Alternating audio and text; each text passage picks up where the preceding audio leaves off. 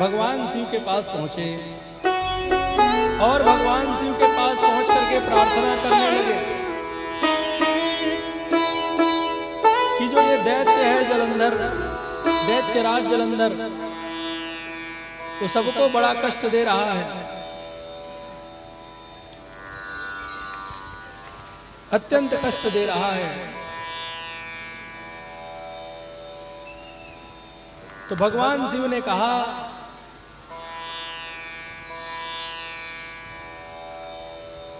कि अगर कष्ट दे रहा है तो पहले भगवान विष्णु को ही उनसे युद्ध करना चाहिए।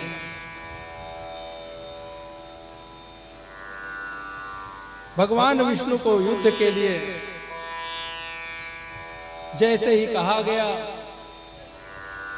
तो भगवान विष्णु युद्ध के लिए तैयार हो गए।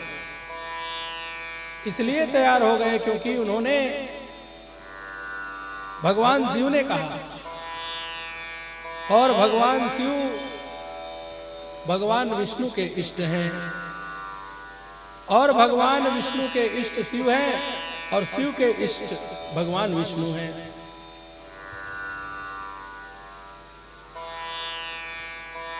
दोनों के हृदय में निरंतर प्रेम रहता है।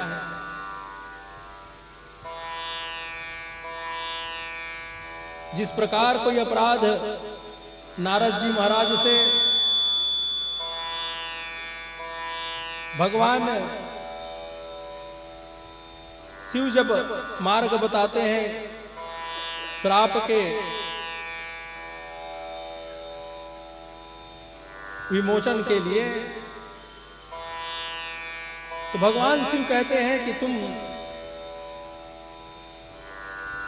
भगवान के विष्णु के नाम लो, विष्णु के नाम को लो। और भगवान शिव का अपराध जब नारद जी से हो जाता है तो नारद जी से कहा जाता है कि तुम शिव के नाम को जप करो। तो कहने का अर्थ है भगवान शिव के हृदय में विष्णु का वास होता है और विष्णु के हृदय में शिव का वास होता है। ये दोनों निरंतर एक दूसरे से प्रेम करते हैं, सम्मान करते हैं। तो भगवान विष्णु से जब शिव जी ने कहा कि तुम युद्ध करो, तो भगवान विष्णु तैयार हो गए और जैसे ही तैयार होकर के युद्ध करने के लिए जा रहे थे, उसी समय मां लक्ष्मी ने भगवान विष्णु को रोका। अहम ते वल्लभानाथ भक्ता यदि च सर्वदा तत्कथं ते मम भ्राता युद्धे वक्ष कृपानिधे। भगवान विष्णु युद्ध करने के लिए जा रहे थे। मां लक्ष्मी ने कहा कि हे प्रभु, जिससे आप युद्ध करना चाह रहे हैं, आप युद्ध करने के लिए जा रहे हैं, वो मेरा भाई है। भगवान विष्णु ने कहा कि आपका भाई है,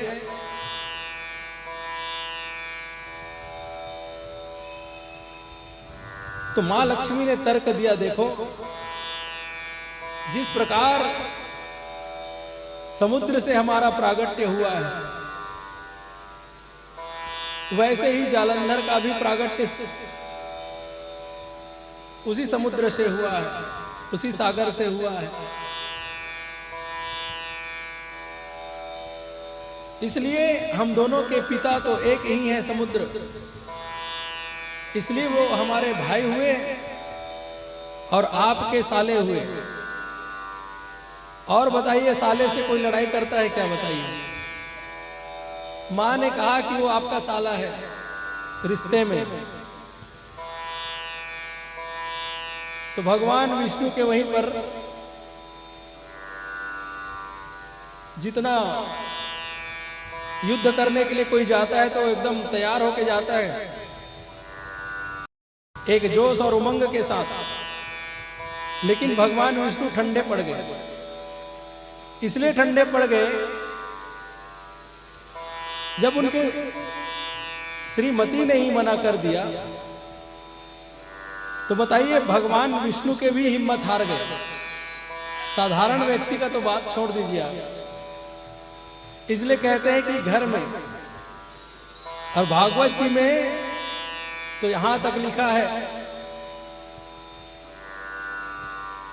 तारुणी प्रभुतागे।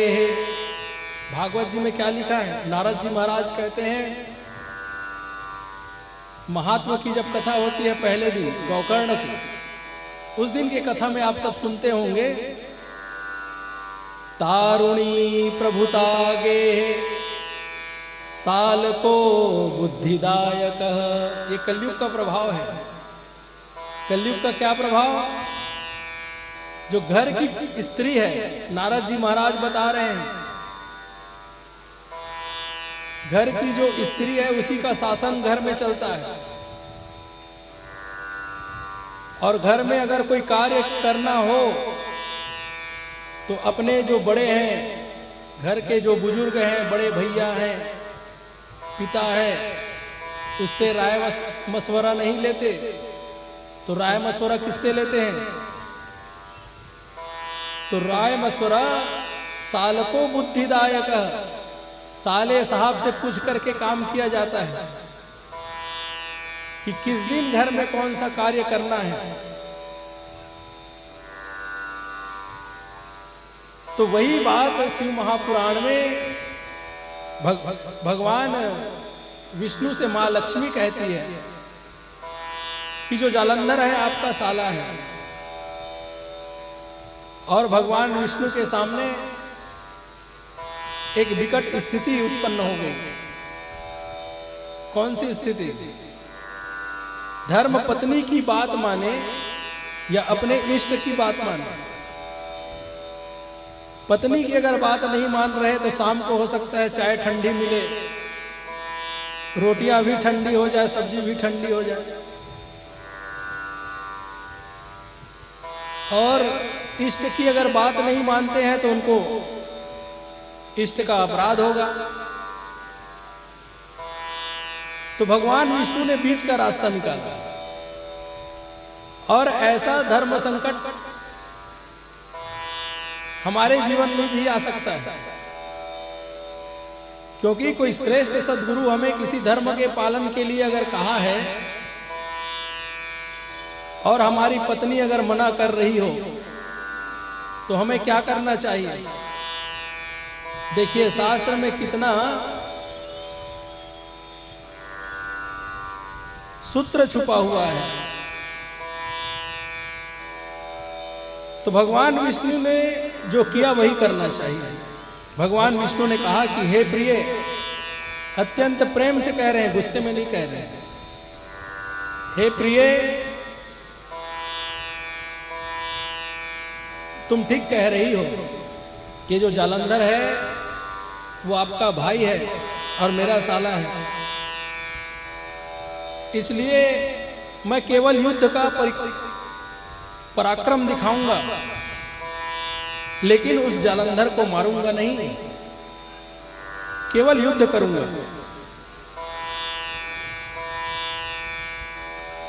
और भगवान विष्णु जालंधर से युद्ध करने के लिए चले गए।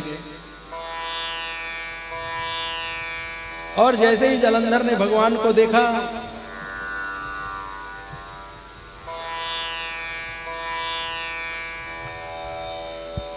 प्रसन्न हो गया और कहने लगा कि आप युद्ध करने के लिए आए हैं। तो भगवान विष्णु ने कहा कि देखो, मैं अपने इष्ट का अनादर नहीं कर सकता, मैं तो युद्ध करूंगा। दोनों में घनघोर युद्ध हुआ और इतना घनघोर युद्ध हुआ कि कभी कभी ये जो जालंधर है वो भगवान विष्णु के ऊपर ही प्रभावी रूप से प्रहार करता और हावी हो जाता। इतना ताकतवर था।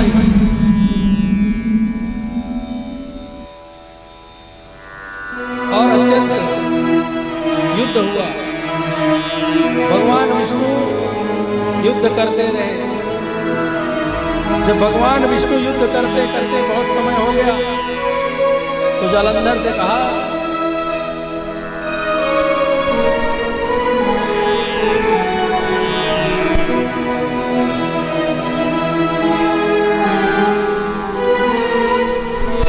हे जालंधर, मैं तुम्हारे युद्ध से प्रसन्न हूं, तुम वर मांग लो। तो जालंधर अत्यंत भावुक हो गया और भावुक होकर के कहता है, यदि भावुक तुष्टोहम वरमेतम तदस्व में। अगर आप मुझ पर प्रसन्न हैं तो मुझे एक वरदान दीजिए। कौन सा वरदान? तो जालंधर कहता है, आप मेरी जो बहन महालक्ष्मी है उस लक्ष्मी के साथ आप मेरा जो निवास है समुद्र, उसमें आप लक्ष्मी नारायण बन करके आप वहां निवास करें। बोलिए लक्ष्मी नारायण भगवान की जय। जैसे ही जालंधर ने कहा, भगवान विष्णु ने स्वीकार कर लिया और भगवान विष्णु लक्ष्मी के सहित समुद्र में निवास करने लगे। अब जैसे ही समुद्र में निवास करने लगे, ये देवता और चिंतित हो गए। कहने लगे कि हम युद्ध करने के लिए भगवान विष्णु को भेजा प्रार्थना करके, लेकिन भगवान विष्णु ने तो पार्टी ही बदल लिया। जिसके विरोध में गए थे उसी के पार्टी में शामिल हो गए। तो जितने देवता थे फिर शिव को पुकारने लगे। भगवान शिव को बार बार याद करते रहना चाहिए।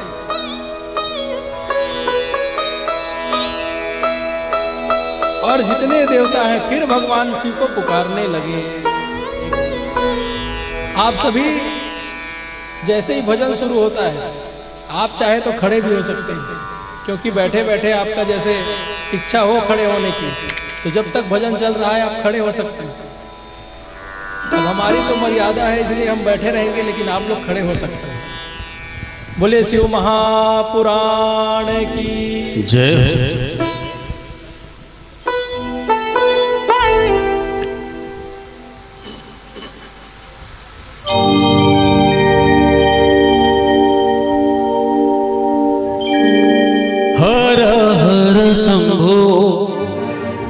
शंभो शिव महादेवा शंभो, हर हर शंभो महादेवा।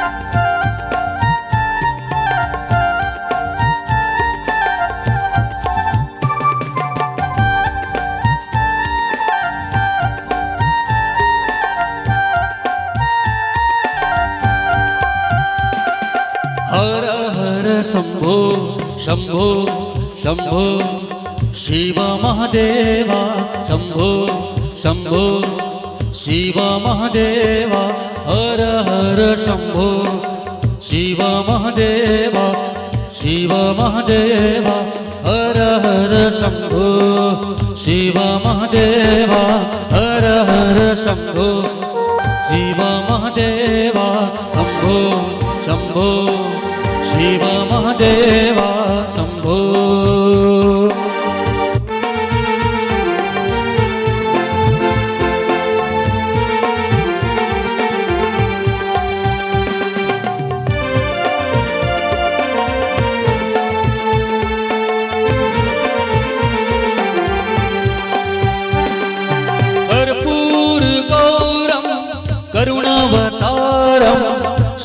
संसार सारम भुजगेन्द्रहारम कर्पूर गौरम करुणावतारम संसार सारम भुजगेन्द्रहारम हर हर शंभो शंभो हाँ शिव महादेवा शंभो शंभो शिव महादेवा हर हर शंभो शिव महादेवा हर हर शंभो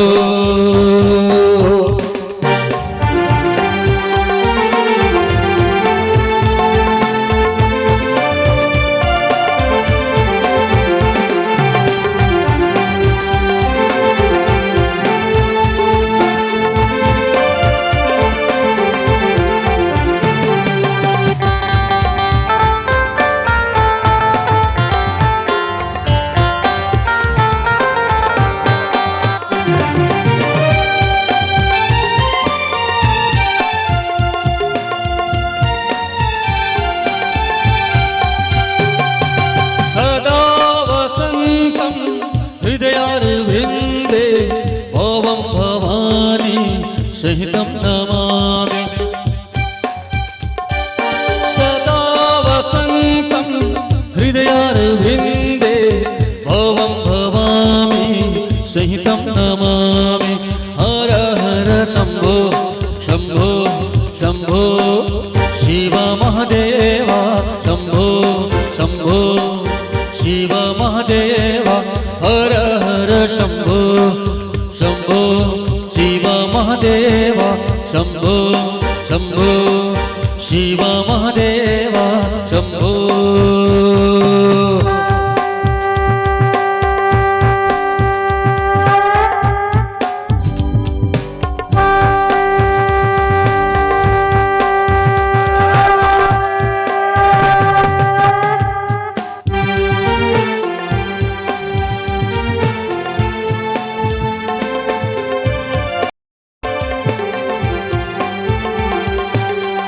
अवंतिकाया विहितवारा मुक्तिप्रदायना च सज्जनानाम् अवंतिकाया विहितवारा मुक्तिप्रदायना च सज्जनानाम् हर हर शंभो शंभो शंभो शिव महादेवा शंभो शंभो शिव महादेवा शंभो शंभो शिव महादेवा हर हर शंभो हर हर शंभो हर हर शंभो शिव महादेवा शंभो शंभो शिव महादेवा शंभो शंभो शिव महादेवा शंभो शंभो शिव महादेवा बोलो महेश्वर भगवान की जय हो। बैठ जाइए। जब भगवान विष्णु महालक्ष्मी के साथ उसी जालंधर के निवास में जब निवास करने लगे तो जितने देवता थे सब परेशान हो गए और भगवान की शरण में गए। भगवान ने नारद जी महाराज से कहा कि हे नारद, अब नारद जी महाराज भगवान की प्रेरणा से क्या कर रहे हैं आप सभी सुनेंगे ध्यान से। नारद जी महाराज पहुंच गए जालंधर के पास और जालंधर की उस दिव्य राजभवन में नारद जी महाराज का जैसे ही आगमन हुआ, जालंधर ने दिव्य स्वागत किया और स्वागत करके जालंधर से कहा, तुमने बहुत अच्छा स्वागत किया, तुम्हारा जो वैभव है उसे देख करके मैं बहुत गदगद हो गया। लेकिन जालंधर, तुम्हारे पास सब कुछ है, लेकिन धन है, संपत्ति है, वैभव है, इतने बड़े साम्राज्य को स्थापित कर लिए, लेकिन तुम्हारे पास एक वस्तु नहीं है। जालंधर कहता है कि महाराज, ऐसा कौन सा वस्तु, वो क्या है जो मेरे पास नहीं है? तो नारद जी ने जालंधर से कहा कि तुम्हारे राज्य में सब कुछ है, लेकिन एक वस्तु नहीं है। तो जालंधर कहता है, ये कौन सा है वस्तु महाराज, मुझे बताओ। मैं त्रैलोक्य को विजय प्राप्त कर लूंगा, मैं संपूर्ण ब्रह्मांड में अपना अधिकार कर लूंगा। ऐसा क्या है जो मैं प्राप्त नहीं कर सकता? नारद जी महाराज भगवान की प्रेरणा से, भगवान की लीला को आगे बढ़ाने के लिए क्या कहते हैं? कहते हैं कि हे जालंधर, तुम्हारे राज्य में सब कुछ है, लेकिन पार्वती के समान कोई सुंदरी स्त्री तुम्हारे राज्य में नहीं है। और पार्वती के समान अगर सुंदरी स्त्री तुम्हारे राज्य में आ जाएगी, तब तुम्हारा धन, वैभव, संपत्ति होने का कोई महत्व है। जैसे ही नारद जी महाराज ने कहा, जालंधर तुरंत ही एक घसमर नाम के एक अपने दूत को बुलाया और दूत को बुला करके तुरंत ही कैलाश पर्वत में भेज दिया। और उस समय भोले बाबा विराजमान थे कैलाश पर्वत पर। कि घसमर नाम का दैत्य कैलाश में पहुंचता है और पहुंच करके भोले बाबा से कहते हैं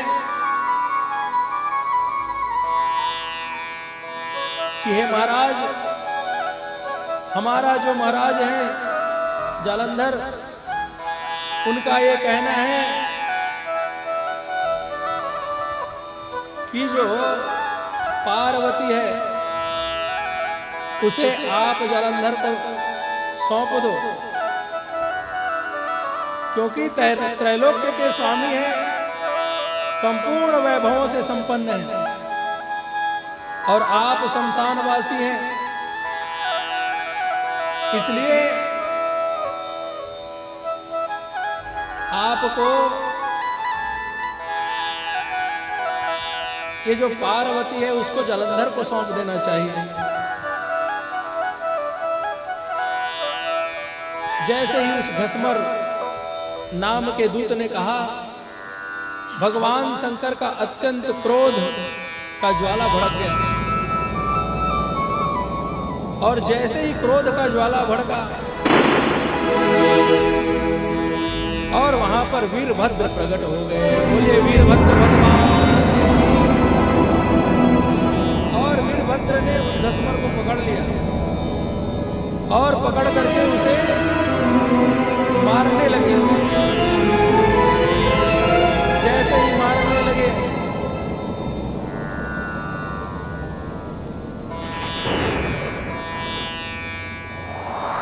तो उनसे कहा गया कि देखो, ये जो है दूत है,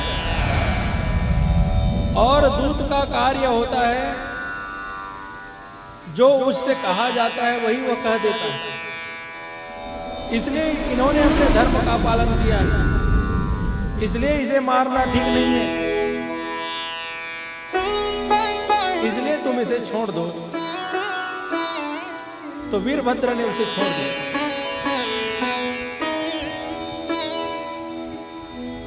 और जैसे ही छोड़ा वीरभद्र, वो घसमर दैत्य जालंधर से जाकर के कहता है,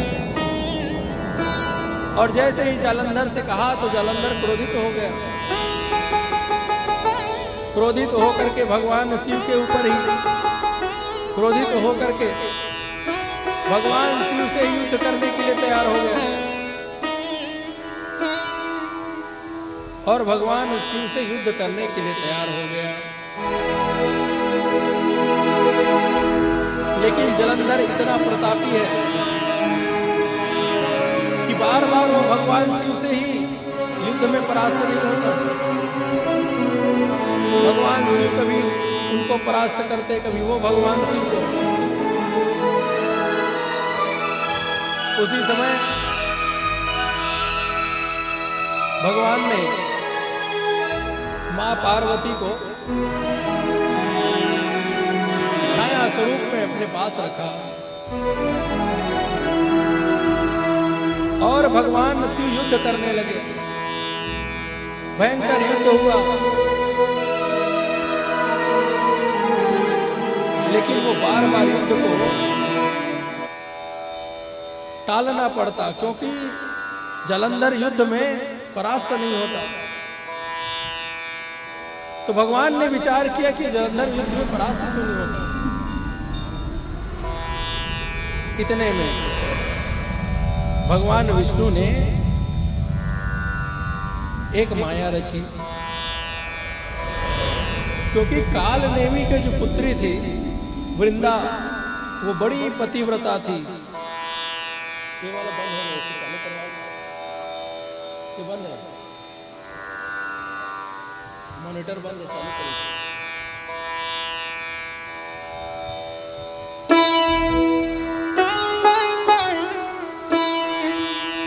तो भगवान विष्णु ने एक माया रची। देखो, ये जलंधर जो है अत्यंत प्रतापी है, युद्ध में इसे कोई परास्त नहीं कर पा रहा है। इसका कारण क्या है? इसका कारण यह है कि इसकी जो पत्नी है वो पतिव्रता धर्म की पालन करने वाली है। नाम है वृंदा, काल नेमी की पुत्री है और अत्यंत पतिव्रता धर्म का पालन करने वाला धर्मनिष्ठ है।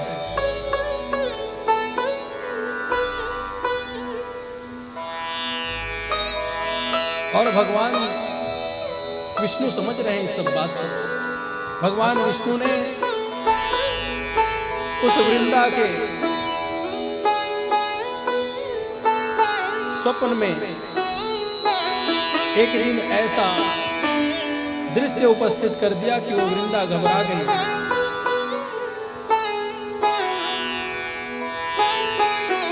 वृंदा जानती है कि मेरे जो स्वामी हैं वो भगवान शिव से युद्ध कर रहे हैं। बार बार भगवान से युद्ध न करने के लिए वृंदा समझाती है, लेकिन वो मानते नहीं। लेकिन वृंदा को एक दिन स्वप्न में उसी जलंधर का कटा हुआ सिर दिखाई पड़ा, उसके कटे हुए भुजा दिखाई पड़े और दक्षिण दिशा में जाते हुए उन्होंने जलंधर को देखा। तेल में सने हुए उस जलंधर के शरीर को उन्होंने देखा। जैसे ही रात्रि में स्वप्न में देखा, अपने स्वामी के ऐसी दशा को देख करके वह अत्यंत दुखी हो गए, रुदन करने लगे। और प्रातः काल हुआ, एक बगीचे में वह पूजन करने के लिए जाती है, तप करने के लिए। ये जो कुछ भी हो रहा है वो सब भगवान की माया थी। भगवान ने उस बगीचे में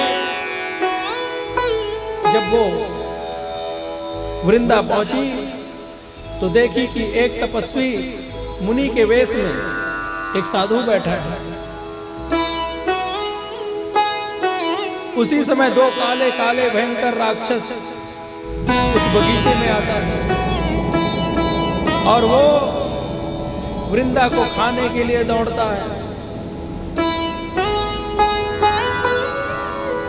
इतने में वो तपस्वी मुनि ने एक हुंकार किया और वो जो दैत्य थे काले काले पुरुष वो वहां से भाग गए। और जैसे ही वो वहां से भाग गए, वो आकर के तपस्वी मुनि के चरण में गिर करके वृंदा प्रार्थना करने लगी। बार बार धन्यवाद देने लगी। इतने में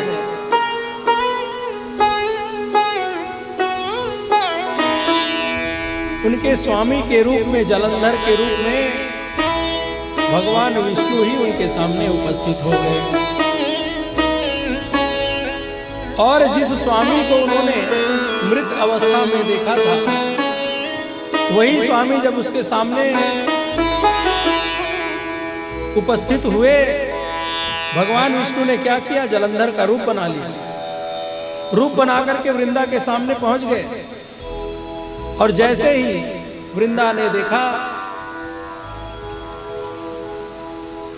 तो जलंधर समझ करके भगवान विष्णु को उन्होंने अपने हृदय से लगा लिया। और जैसे ही हृदय से लगाया,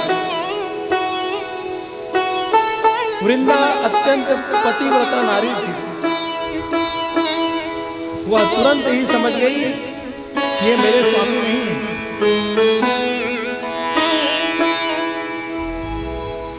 ये मेरे स्वामी नहीं है। और जैसे ही इन्होंने भगवान विष्णु को कहा कि आप कौन हैं, आप बताइए आप कौन हैं, बार बार पूछने लगे, क्योंकि आप मेरे स्वामी हो नहीं सकते।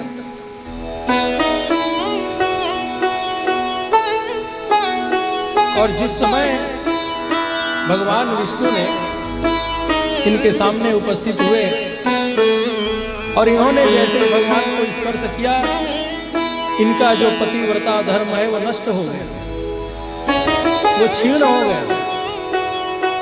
जैसे ही क्षीण हुआ, भगवान शंकर से जलंधर का युद्ध तो चल ही रहा था। भगवान शंकर ने एक तेज चक्र चलाया और उसी समय जलंधर के सिर को काट दिया। बोलिए शंकर भगवान की जय हो। जैसे ही पतिव्रता धर्म नष्ट हुआ, जलंधर का सिर कट गया। जब तक यह इनका बचा हुआ था, इनके स्वामी को भगवान शंकर भी न मार सके। इसलिए कहते हैं कि पतिव्रता धर्म में बड़ा बल है।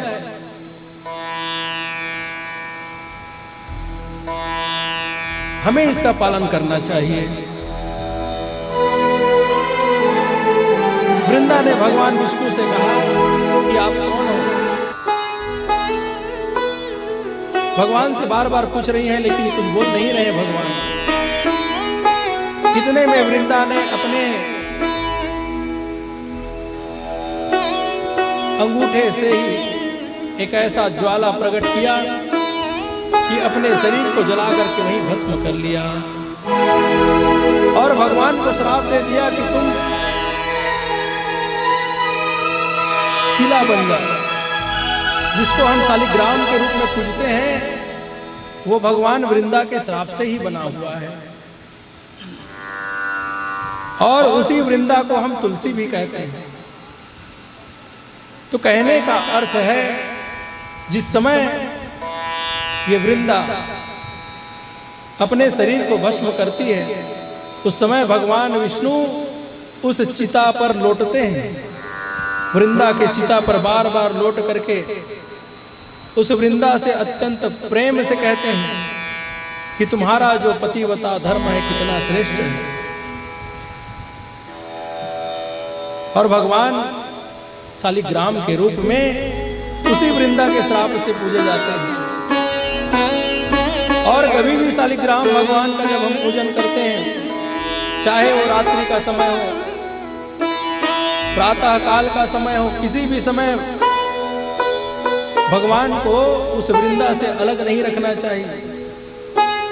शालिग्राम में तुलसी अवश्य होनी चाहिए। एक क्षण के लिए भी हमें शालिग्राम भगवान में तुलसी को अलग नहीं करना चाहिए।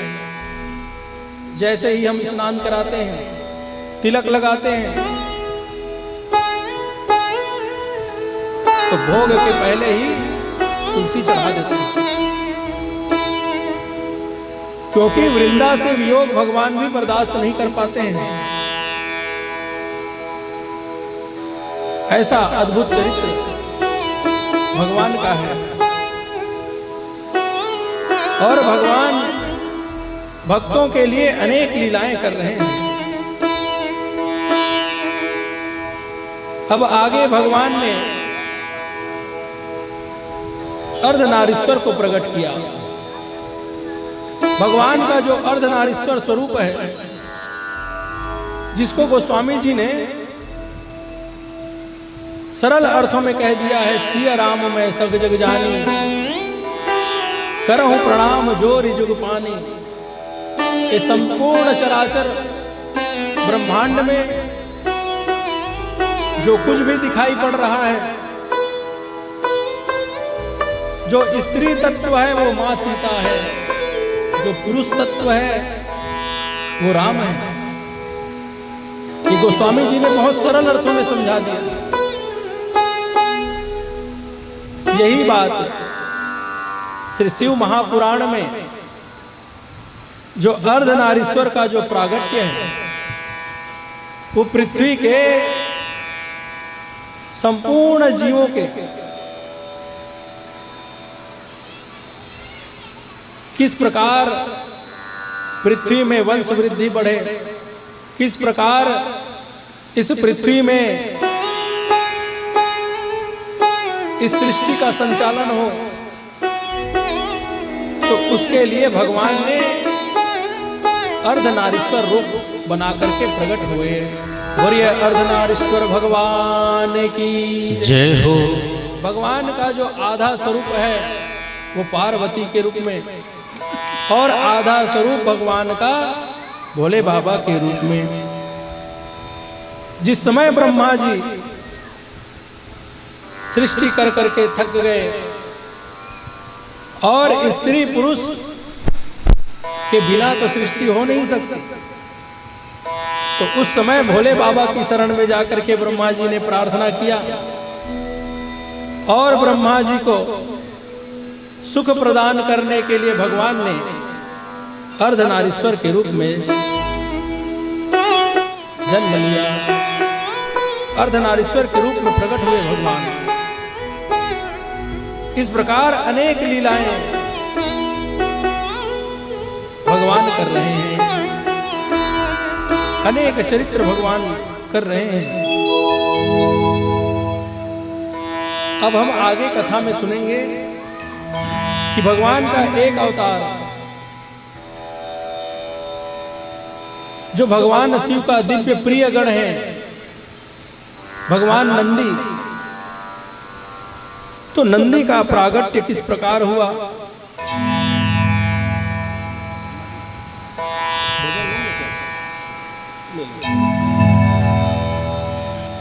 एक छोटा सा भजन आप लोग ले लीजिए।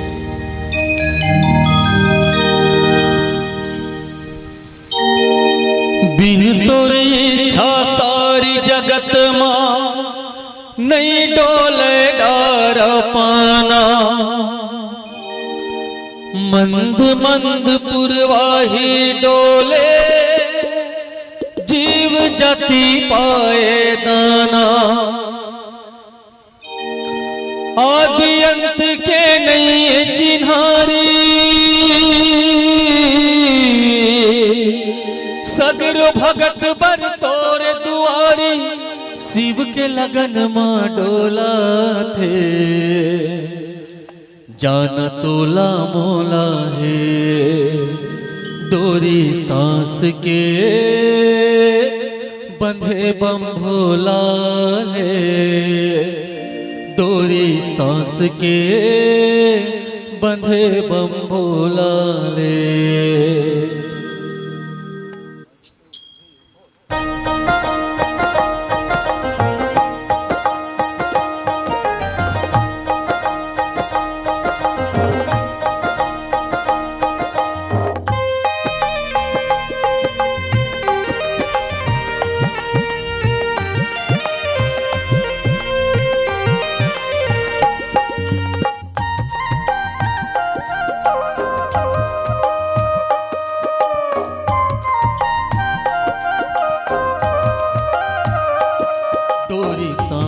के बंधे बम भोला ले, डोरी सांस के बंधे बम भोला ले।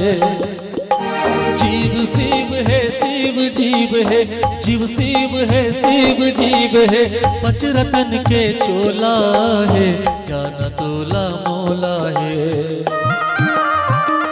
डोरी सांस के बंधे बम भोला ले, डोरी सांस के बंधे बम भोला ले। जीव शिव है शिव जीव है, जीव शिव है शिव जीव है, पचरतन के चोला है, जाना तोला मोला है। डोरी सांस के बंधे बम भोला ले, डोरी सांस के बंधे बम भोला ले।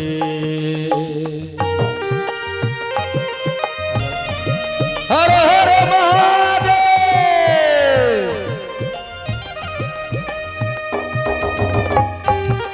बोल शंकर भगवान की जय।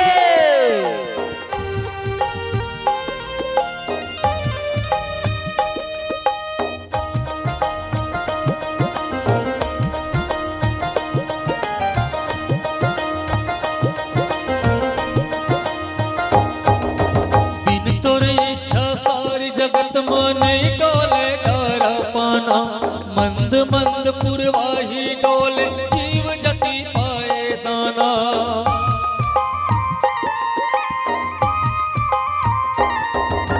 कण कण मानस नस मा भोला, तोर पर छो समाए हैं, तोर कृपाले धरा धाम मा जीव आए औ जाए हैं।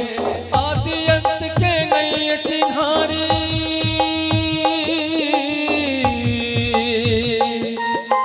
आदि अंत के नहीं चिन्हारी, सगरो भगत बर तोर दुआरी, शिव के लगन मां डोले, जान तोला मोला है।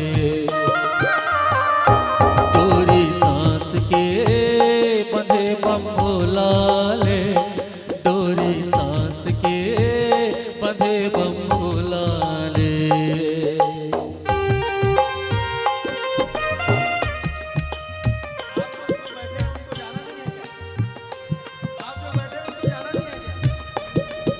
सबको जाना है, प्रभु के धाम में सबको जाना है, इसलिए सभी खड़े हो जाइए।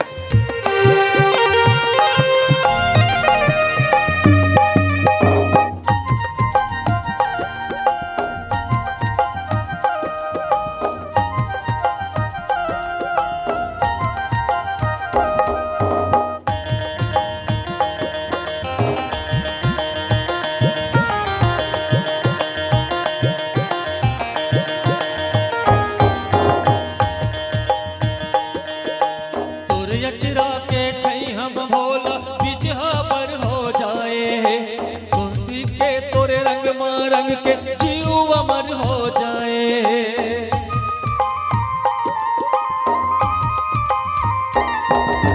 मान जधस तय कभु एक पल मा, कभु युग युग मा नहीं मानस, नहीं है कोनो मन के भाव हर, जिन लते हर नहीं जानस। अर्पण कर दो शिव के चरण मा,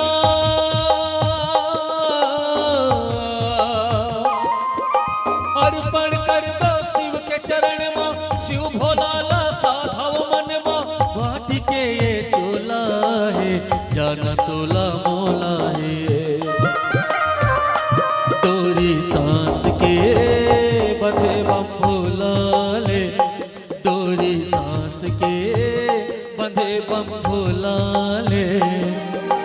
जीव शिव है शिव जीव है, जीव शिव है शिव जीव है, पचरतन के चोला है, जाना तोला मोला है।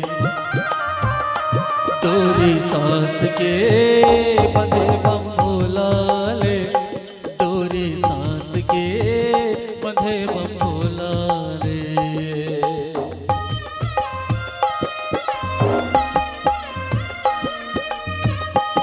बोल शंकर भगवान की जय।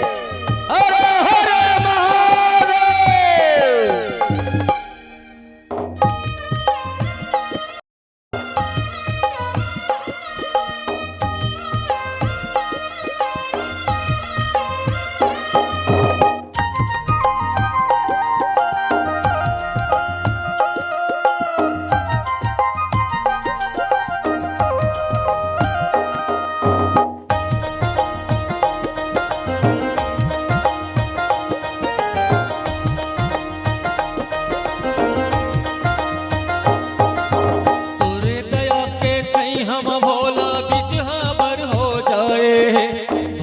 के तोरे रंग नीमा रंग के जीव अमर हो जाए।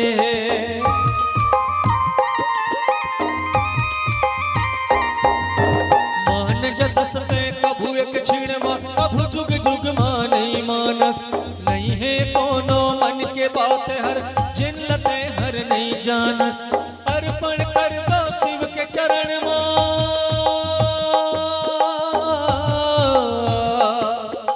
अर्पण कर दो शिव के चरण मा, शिव भोला ला साधे मन मा। माटी के ये चोला है जाना तोला मोला है। हर हर महादेव। तोरी सांस के बंधे बम भोला ले, तोरी सांस के बंधे बम भोला ले। जीव शिव है शिव जीव है, जीव शिव है शिव जीव है। पच रतन के चोला है जाना तोला मोला है। तोरी सांस के बंधे बम भोला ले, तोरी सांस के बंधे बम भोला ले, तोरी सांस के बंधे बम भोला ले, तोरी सांस के बंधे बम भोला ले। हर हर